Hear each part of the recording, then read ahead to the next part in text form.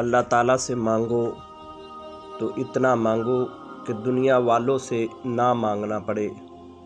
اللہ تعالیٰ سے اس کی ذات کے مطابق مانگو، جتنی بڑی وہ ذات ہے اللہ تبارک و تعالیٰ سے اتنا مانگو۔ اللہ تبارک و تعالیٰ کے سامنے جھکو، اس قدر جھک جاؤ کہ تمہیں دنیا والوں کے سامنے نہ جھکنا پڑے، اور پھل ہمیشہ جھکی ہوئی ٹہنی کو ہی لگتا ہے، جھکی ہوئی ٹہنی زیادہ پھلدار ہوتی ہے۔